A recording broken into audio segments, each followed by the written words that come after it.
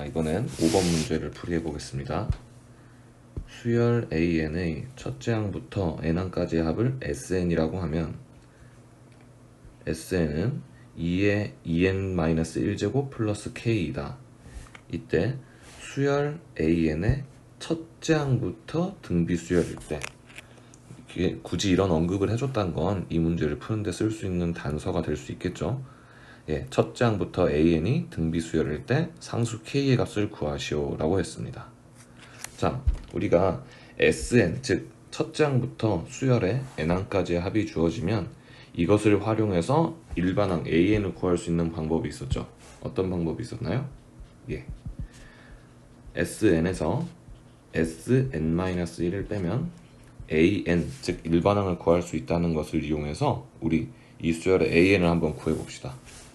자, SN은 지금 문제에 주어진 대로 2의 2n-1제곱 플러스 k이고 Sn-1은 n자리에다가 마이너스 1을 대입시켜서 2의 n-1 마이너스 1 플러스 k가 되겠죠.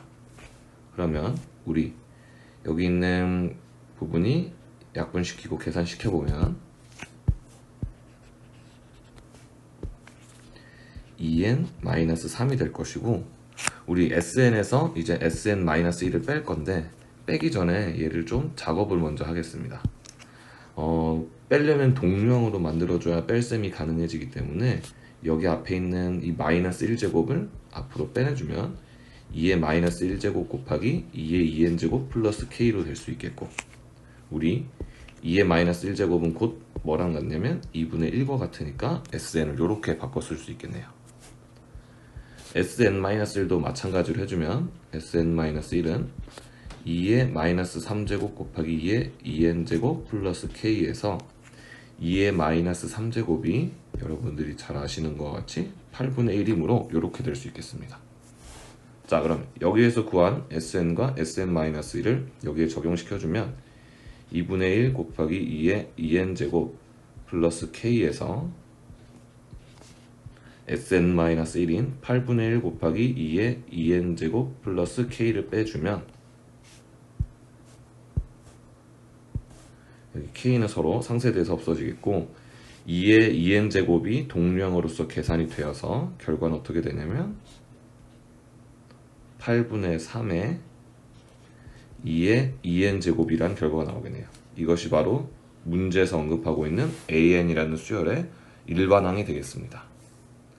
자, 이제 이것과 문제에 주어져 있는 단서를 이용해서 SN에 구성하고 있는 상수 K의 값을 구할 건데 우리 문제에서 언급했던 첫째 항부터 등비 수열이다 라는 단서를 써보면 어떠한 식을 쓸 수 있느냐? 우리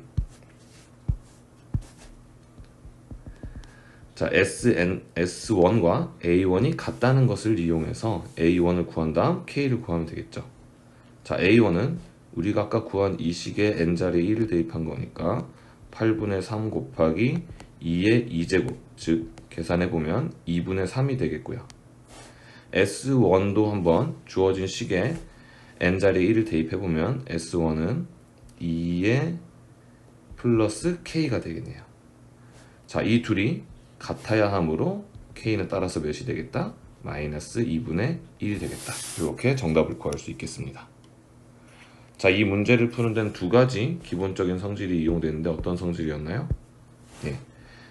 합과 일반항 사이의 관계를 이용해서 이 SN에서 SN-1을 빼면 AN을 구할 수 있다. 그리고 두 번째는 A1과 S1은 동일하다. 이 두 가지 성질이 주요 사용되었음을 꼭 기억하십시오.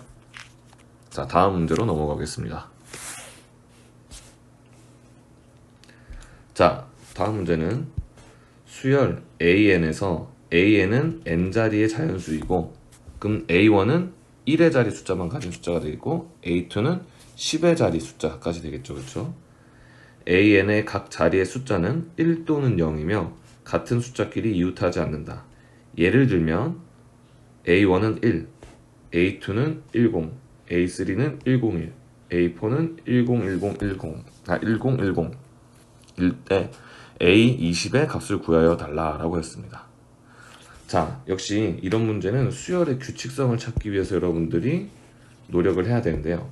수열의 규칙성을 찾는 가장 좋은 방법은 주어진 숫자들을 일일이 써가면서 분석을 해보는 거예요. 자, 한번 분석을 해보겠습니다. A1은 1이었고요. A2는 10이었죠. 그 다음 A3는 101인데 이 101은 우리가 10의 거듭제곱을 이용해서 표현해보면 10의 제곱 플러스 1이 되겠죠.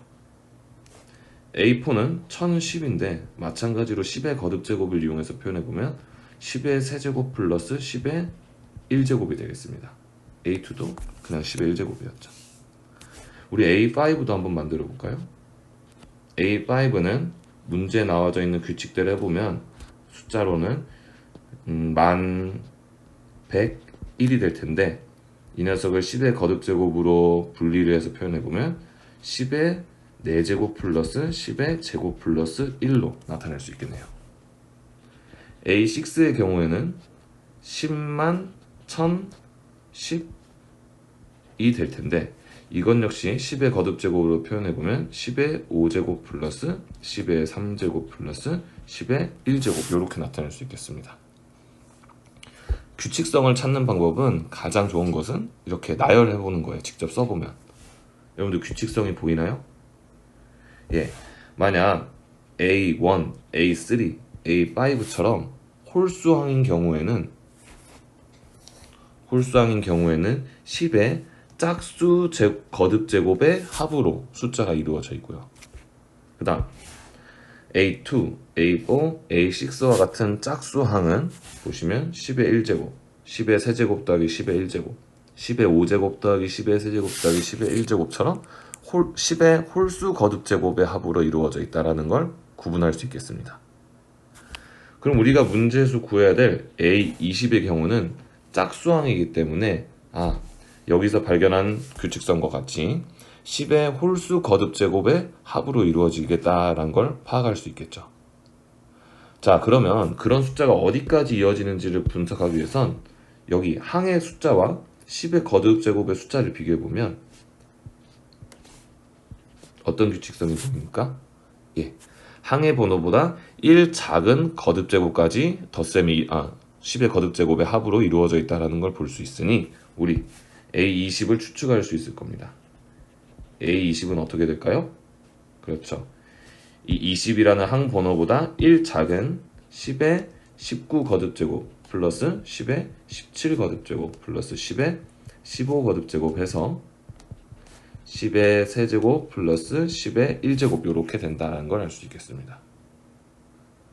자, 이대로 답을 쓰면 안 되고 A20의 값을 구해달라고 했으니 지금 우리가 구해낸 이 A20의 이 식을 값으로 표현할 방법을 생각해보면 자, 바로 보이지 않는다면 한번 선생님이 이 숫자의 합을 거꾸로 써볼게요. 10의 1제곱 더하기 10의 세제곱 더하기 10의 5제곱 더하기 해서 10의 17제곱 더하기 10의 19제곱까지 그렇죠. 무슨 수열의 합입니까? 예, A20 자체가 등비 수열의 합이라는 걸 볼 수 있겠습니다.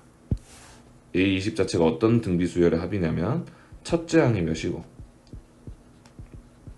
10이고 그 다음 공비가 10의 제곱 즉 100인 등비 수열의 몇 번째 항까지의 합인지를 세봐야 되겠죠. 그쵸? 예. 자, 10의 1제곱에서 10의 19제곱까지 되려면 총 10의 18제곱이 더 곱해진 거고 그거는 우리 공비가 10의 제곱이란 걸 이용했을 때 첫째 항에서 공비가 9번 곱해진 항까지 더하는 거니까 10항까지의 합이다라는 걸 알 수 있겠습니다.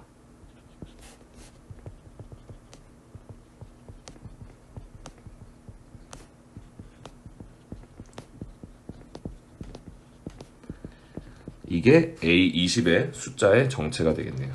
그럼 우리 이 사실을 이용해서 A20을 계산해보면 A20은 공비 R-1분의 첫째 항 괄호 공비의 10항까지의 합이니까 10제곱 마이너스 1 이렇게 나타낼 수 있겠습니다. 그러면 99분의 10 곱하기 이건 10의 20제곱 마이너스 1로 표현할 수 있겠네요. 그래서 A20은 이와 같은 값으로 나타낼 수 있겠다라고 문제를 해결할 수 있겠습니다. 자, 우리 수열 문제를 풀 땐 규칙성을 찾는 일이 대부분을 이룰 텐데, 규칙성을 찾을 때 가장 좋은 방법은 힘들더라도 몇 가지 예를 다 작성해서 쓰면서 규칙성을 찾아보는 방법이 제일 확실한 방법이니까 사고, 즉 머릿속으로만 생각하면서 규칙성을 찾으려고 하면 쉽게 문제를 포기할 수밖에 없으니까 꼭 선으로 써보면서 규칙성을 한번 찾아보도록 하십시오. 이렇게 6번 문제 풀이 넘기고 8번 문제 풀이 가보겠습니다. 자, 8번 문제는 시그마 k는 1부터 20까지 마이너스 1의 k제곱 곱하기 k 플러스 1의 제곱의 값을 구하시오. 즉 이러한 일반항을 갖는 수열의 첫째 항부터 20번째 항까지의 합을 구해달라는 문제죠. 자, 우리가 만약 문제에 이 마이너스 1의 k제곱이 없었다면 자연수의 거듭제곱의 합의 공식을 이용해서 간단하게 해결하면 되지만, 지금은 저러한 변수가 있어서 그 공식을 써서 풀 수 없겠네요. 그러면 이건 역시 여러분들이 이걸 일일이 대입해서 계산하는 게 아닌 규칙성을 이용해서 푸는 문제일 거기 때문에 규칙성을 찾는 게 중요합니다. 규칙성을 찾는 방법은 무엇이 있다 그랬죠? 그렇죠. 직접 주어진 식을 써보면서 분석을 해보는 거예요. 그럼 우리 합의 기호로 나타나 있는 이 식을 한번 직접 손으로 풀어 써봅시다. 그러면 먼저 k가 1일 때 항, k 자리에다 이 일반항식의 k 자리에다 1을 대입하면 마이너스 2의 제곱이 되겠네요.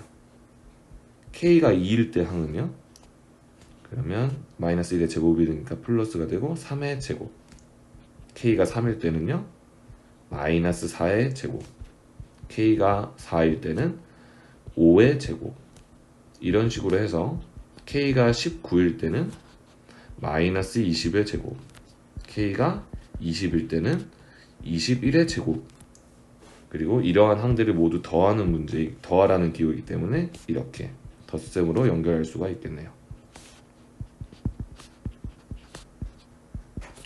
자, 이렇게 써놓은 다음에 규칙성을 분석해 보는 겁니다. 물론 여기서 바로 규칙성을 찾을 수 없는 친구들도 있겠지만, 선생님이 이걸 어떤 규칙성을 이용해서 간단하게 계산하는지를 보시고 이런 유형도 있구나, 이런 방법도 있구나를 기억하시면 앞으로 비슷한 유형을 만났을 때 어렵지 않게 해결할 수 있을 거예요. 자, 선생님이 이 항들을 좀 눈에 잘 보이게 순서를 바꿔 써보겠습니다. 3의 제곱 마이너스 2의 제곱, 5의 제곱 마이너스 4의 제곱, 21의 제곱 마이너스 20의 제곱 했더니 우리 이렇게 두 개씩 묶었을 때 어떠한 규칙성이 있나요? 그쵸? 합차 공식으로 이것들을 인수분해할 수 있겠죠. 그러면 3 플러스 2 곱하기 3 마이너스 2로 5의 제곱 마이너스 4의 제곱은 5 플러스 4 곱하기 5 마이너스 4로 21의 제곱 마이너스 20제곱은 21 플러스 20 곱하기 21 마이너스 20으로, 그러면 뒤에 곱해지는 이 숫자들이 모두 몇이 되므로 1이 되므로 이것의 합은 2 더하기 3 더하기 4 더하기 5 해가지고 20 더하기 21까지의 합이 되겠다라는 걸 알 수 있겠습니다. 자, 그럼 이제 이걸 계산하는 방법은 자연수의 거듭제곱의 합을 이용할 수도 있겠죠. 이것 자체가 자연수를 2부터 21까지 더한 거니까 이렇게 나타낼 수 있겠고, 우리 이거를 계산하는 방법은 k에 1을 포함시켜서 이걸 계산한 것에서 k가 1일 때 값인 1을 빼주면 되겠죠. 선생님이 일부러 이해를 돕기 위해서 좀 정석대로 썼는데, 만약 이 단계에서 바로 넘어갈 수 있는 친구들은 바로 계산에 적용하시면 되겠습니다. 그럼 2분의 21 곱하기 22 빼기 1로 계산할 수 있어서 계산을 해주시면 231에서 1을 뺀 정답은 230이 되겠다, 이렇게 구할 수도 있겠습니다. 자, 이렇게 푸는 방식도 있고요. 이 문제를 다르게 푸는 방식도 있어서 두 번째 풀이 방법도 소개시켜 드릴게요. 아래쪽에서 보도록 하겠습니다.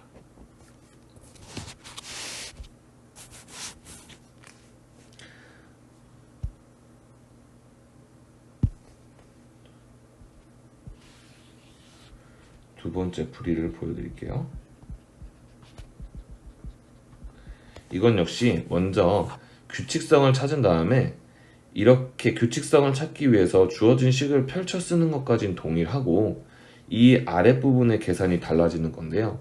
어떻게 되는 것이냐면 지금 문제에 주어진 시그마 k는 1부터 20까지 마이너스 1의 k제곱 곱하기 k 플러스 1의 제곱을 우리가 풀어 써봤더니 마이너스 2의 제곱 더하기 3의 제곱 더하기 마이너스 4의 제곱 더하기 5의 제곱 더하기 해서 마이너스 20제곱 더하기 플러스 21의 제곱까지였는데 여기에서 규칙성을 찾아보면 어떤 규칙성이 있느냐. 자, 짝수의 제곱들은 모두 앞에 마이너스가 붙고 홀수의 제곱들은 앞에 부호가 모두 플러스가 된다는 걸 이용해서 이 식 자체를 두 수열의 합으로 나누어 생각하는 겁니다. 어떻게 생각하느냐? 3의 제곱 더하기 5의 제곱 더하기 7의 제곱부터 21의 제곱의 합에서 2의 제곱 더하기 4의 제곱 더하기 20의 제곱의 합을 빼주는 걸로 인식해서 다시 이 녀석들을 합의 기호인 시그마를 이용해서 표현해보면 시그마 k는 1부터 자, 이 숫자 3, 5, 7, 21을 보시면 숫자 자체는 2씩 커지는 등차 수열이고 첫째 항이 3이 되기 위해선 일반 항식이 2k 플러스 1이어야 되겠네요. 그리고 제곱이겠고 마지막 항이 21이 되려면 k 자리에 10이 들어가면 되니까 첫째 항부터 10번째 항까지 합이 되겠습니다. 이것도 마찬가지로 표현해보면 시그마 k는 1부터 짝수의 제곱의 합이니까 일반항은 2k의 제곱으로 나타낼 수 있겠고 마지막 항이 20이 되기 위해서 k에 10이 들어가야 되니까 역시 k에 1부터 10까지 넣으면 되겠네요.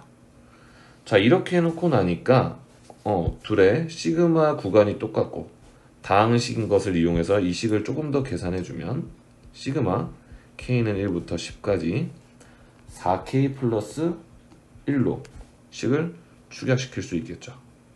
자, 이제 이것을 계산해주면 되겠습니다. 4 곱하기 2분의 10 곱하기 11 더하기 10 해서 계산을 해주시면 230이다라는 동일한 결과를 얻을 수 있겠어요. 자, 어느 풀이가 맞다라는 건 없고 여러분들이 더 잘 기억하고 잘 사용할 수 있는 실수하지 않고 사용할 수 있는 풀이를 이용해서 이런 문제는 해결해 주시면 되겠습니다. 핵심은 어쨌든 수열의 합이든 수열에 가는 문제든 핵심은 규칙성을 찾는 것이다. 규칙성을 찾기 위해선 머릿속으로만 생각하려 하지 말고 손으로 펼쳐 써본 다음에 규칙성을 찾아보라. 이게 수열 단원 문제를 푸는 가장 기본이자 핵심이 되겠습니다. 자, 다음 문제 풀이로 넘어가겠습니다.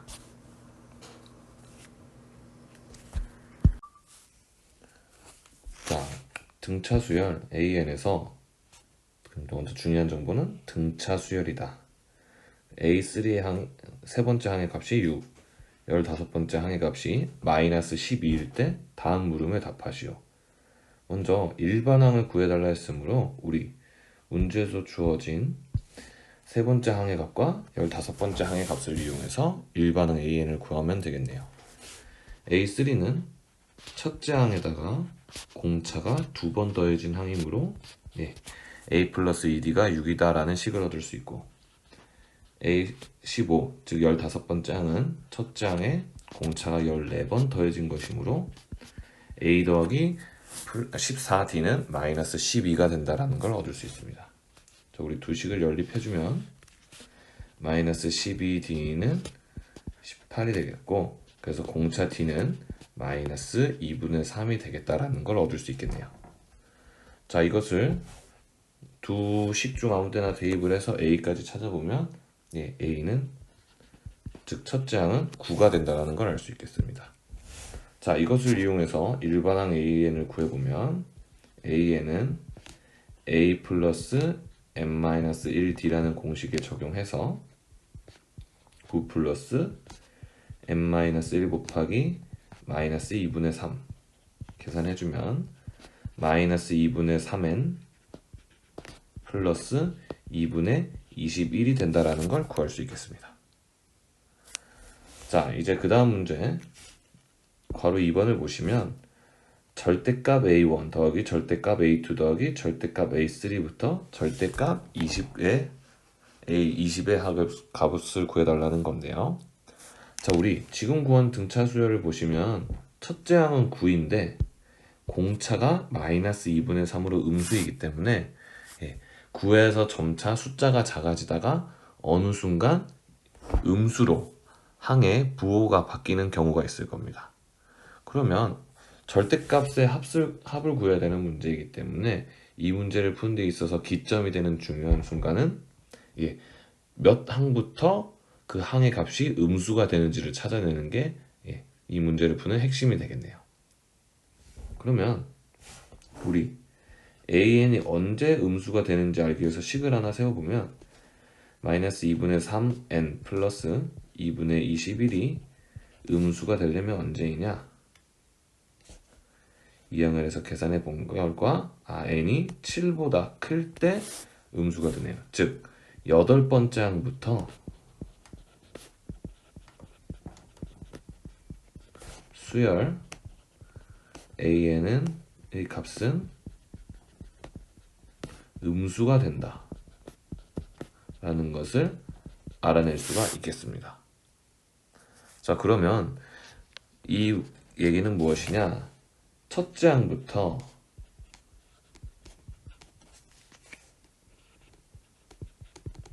일곱 번째 항까지는 양수이므로 절대값을 씌우나 그렇지 않으나 같은 결과가 나오게 될 것이고, 그 다음 여덟 번째 항부터는 음수이므로 절대값 기호를 없애고 나올 때 마이너스가 붙어 나오겠죠. 그래서 마이너스 A, 마이너스 A9, 마이너스 A10 해서 마이너스 A20 이렇게 이 문제의 수열의 합을 표현할 수 있겠습니다. 이 식을 절대값 기호를 없애서 바로 쓴 거죠. 자, 그러면 우리가 이제 이 수열의 합을 구해볼 건데 A1은 아까 구한 거와 같이 9였고 그 다음에 마이너스 2분의 3만큼 더해져서 2분의 15 이렇게 가서 일곱 번째 항의 값은 몇이냐면 7을 대입해 보니까 0이 되겠네요. 그래서 첫째 항부터 일곱 번째 항까지 합은 이런 등차 수열의 합으로 구하면 되겠고, 그 다음 여덟 번째 항부터 20번째 항까지의 값은 앞에 마이너스 부호가 붙은 것을 감안해 주면 AA 즉 여덟 번째 항의 값은 마이너스 2분의 3인데 그 앞에 있는 마이너스와 결합해서 2분의 3이 되겠고, 그 다음은 마이너스 3인데 이 마이너스와 결합해 플러스 3이 되겠고, 이런 식으로 돼서 A20은 마이너스 2분의 39인데 여기 있는 이 마이너스와 곱해져서 부호가 2분의 39 플러스 2분의 39가 되겠네요. 자, 이러한 두 개의 등차 수열 합으로 이 문제를 해석하시면 되겠습니다. 자, 그러면 이건 지금 7개 항이고 요거는 나머지 13개 항이 되겠네요. 모두 등차 수열의 합이죠.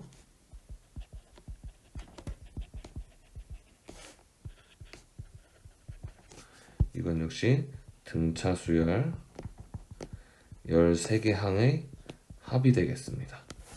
우리 등차 수열을 계산할 때 공식 아시죠? 2분의 n 곱하기 a 플러스 l 초항과 마지막 항 그리고 항의 개수만 알면 공식을 이용해서 등차 수열의 합은 쉽게 구할 수 있으니까 이 녹색 부분, 연두색 부분의 합은 2분의 항의 개수인 7 곱하기 첫째 항 9 더하기 마지막 항 0으로 계산할 수 있겠고, 뒤에 있는 이 파란색으로 쓰여져 있는 수열의 합은 2분의 항의 개수 13 곱하기 첫째 항 2분의 3 더하기 마지막 항 2분의 39로 계산을 할 수 있겠네요.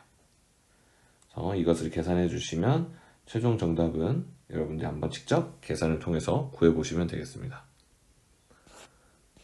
자, 이 문제를 다시 한번 더 살펴보시면 핵심은 무엇이었나요? 예, 괄호 2번에서 수열의 절대값 기호를 씌워서 더하는 것이었다. 그래서 우리가 주의해야 될 점은 이 수열의 값에 항의 값에 부호가 바뀌는 지점을 기점으로 저 식을 나누어서 두 수열의 합으로 분리시켜 생각하면 되겠다라는 게 되겠습니다. 11번 문제 다시 한번 더 잘 살펴보시고요. 다음 문제로 넘어갈게요.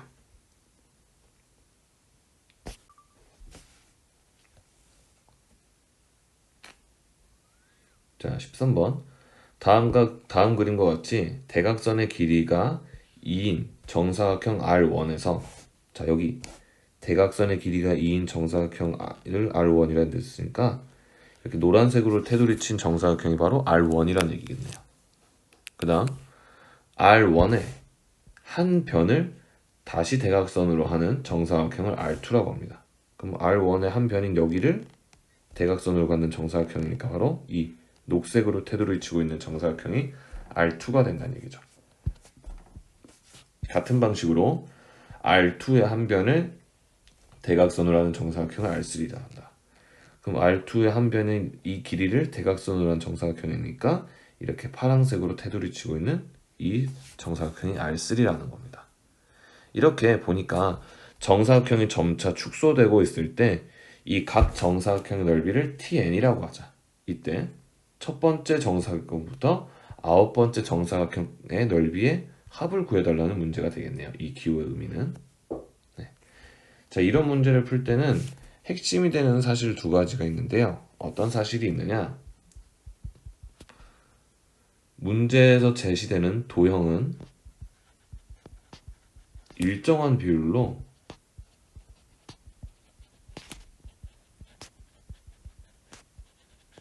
축소 또는 확대된다라는 겁니다.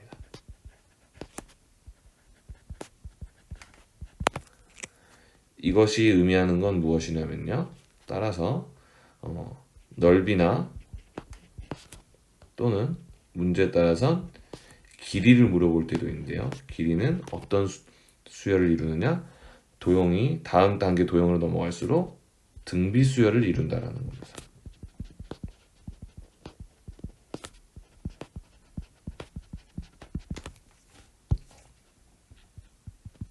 자, 지금 문제에서도 정사각형의 크기가 점차 작아지고 있죠. 근데 이게 그냥 작아지는 게 아니라 일정한 비율로 축소될 것이다 라는 겁니다. 자, 두 번째로 알아야 될 사실은 뭐냐면 등비 수열은 우리가 공비, 즉 일정하게 곱해주는 수인 공비를 알아야 문제를 해결할 수 있는데 이때 공비에 대한 얘기입니다. 공비는 만약 넓이를 묻는 문제라면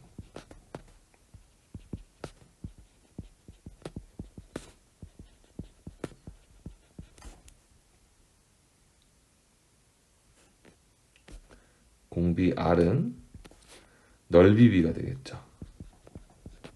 근데 이 넓이비는 뭐와 같으냐? 닮은 비의 두 도형의 닮은 비의 제곱을 이용해서 구할 수가 있고요. 만약 길이를 묻는 문제라면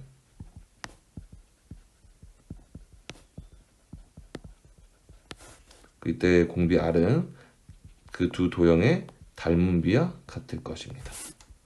그래서 문제가 묻는 게 넓이냐 도형이냐에 따라서 넓이냐 길이냐에 따라서 공비를 구하는 방식이 바뀌니까 요 점 이 두 가지 핵심 내용을 좀 잘 이해하신다면 13번 유형과 같은 문제는 어렵지 않게 풀 수 있어요.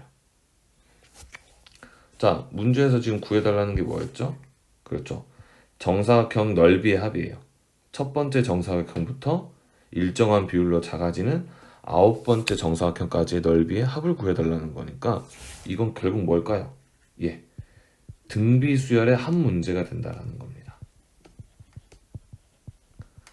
그럼 우리 등비수열의 합을 구하려면 두 가지 정보만 알면 되겠네요. 등비수열의 합을 구하려면 첫째 항과 공비만 알면 되겠습니다. 첫째 항은 그러면 R1의 넓이가 되겠고요. 공비는 무엇이 되겠습니까? 넓이 b가 되겠네요. 근데 넓이 b는 어떻게 구한다? 닮은 b의 제곱을 이용해서 구할 수 있겠다. 자, 그러면 R1의 넓이를 구할 건데 지금 R1은 정사각형이고 이 정사각형의 대각선의 길이가 주어져 있으니까 이것을 이용해서 우리 넓이를 구해보면 넓이는 2분의 1 곱하기 두 대각선의 길이의 곱수로도 구할 수 있죠. 그래서 첫 번째 정사각형인 R1의 넓이는 2가 된다라는 거 구할 수 있고요. 자, 공비를 구하기 위해선 넓이비를 구하기 위해선 닮은 비를 구해야 되는데 닮은 비를 구하는 방법은 이 R1 정사각형과 R2 정사각형에 대응하는 변의 길이의 비를 구하면 되겠네요. 그러면 R1에선 이 대각선의 길이가 2였으니까 R2에서도 대각선의 길이를 구해보면 R2의 대각선의 길이는 R1의 한 변의 길이였으니까 우리 루트 2라는 걸 얻을 수 있겠고 그래서 닮은 비는 2대 루트 2가 돼요. 자, 여기 앞에 쓰인 게 바로 R1이고 뒤에 쓰인 게 R2입니다. 그럼 우리 여기서 해줘야 될 작업은 무엇이냐면 R1의 값을 1이 될 수 있게 양변에 R1의 값으로 나눠주면 1대 2분의 루트 2로 표현할 수 있겠고 이것을 제곱하면 넓이비가 되는 거죠. 넓이비는 그래서 1대 2분의 1이 되므로 공비 R은 몇이 되느냐? 첫 번째 넓이의 절반으로 다음 넓이는 줄어든다. 즉 공비는 2분의 1이 된다라는 걸 구할 수 있습니다. 자, 그러면 이제 이 문제에서 구해달라는 이 등비수열의 합은 첫째 항이 2이고 공비가 2분의 1인 수열의 9번째 항까지의 합을 구하면 되는 거니까 정답은